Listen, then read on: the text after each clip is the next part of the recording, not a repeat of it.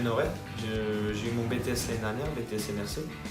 Et là, je suis en bachelor, donc spécialité achat-vente. Alors, je m'appelle Bayer Charles. Je m'appelle Ingrid, je suis commerciale dans une entreprise de rénovation énergétique. Je m'appelle Hazar Ahmad. Donc Amélie Garé, je suis en bachelor responsable d'agence de service en option tourisme.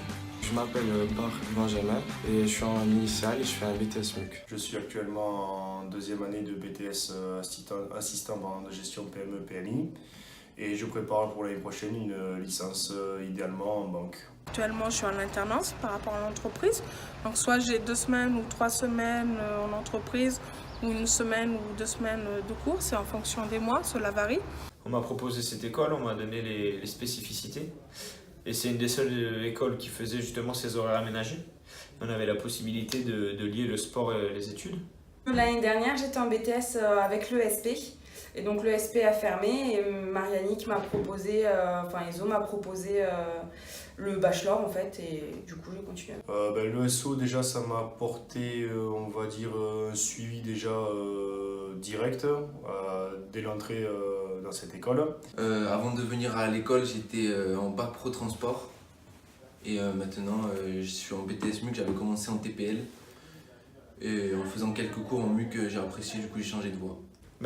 Déjà, mon rêve de gosse, c'est d'être professionnel au rugby. Donc ça me permet de me donner les moyens d'y arriver, tout en continuant les études, parce qu'on sait que du jour au lendemain, ça peut s'arrêter. Donc il faut avoir un bagage scolaire suffisant.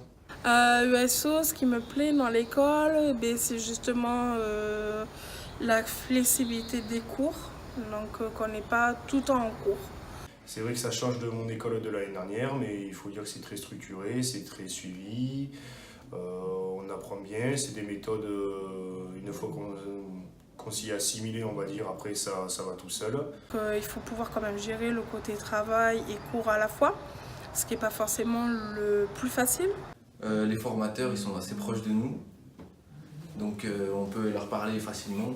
Et les encadrants, ils s'adaptent à nous, entre guillemets. Ils savent qu'on n'est pas là tout le temps. Mais quand ils sont là, vraiment, on cible le travail, on fait un travail intensif et ils nous aident beaucoup pour ça. Ouais. Bon, ils comprennent qu'on ne pense pas au cours tout le temps, que le principal c'est le boulot en fait, c'est l'alternance. La relation qu'on a avec les profs et élèves est pas mal. Puis après, c'est vraiment le fait qu'on soit un petit effectif qui fait qu'on avance bien, on avance vite, c'est pas mal.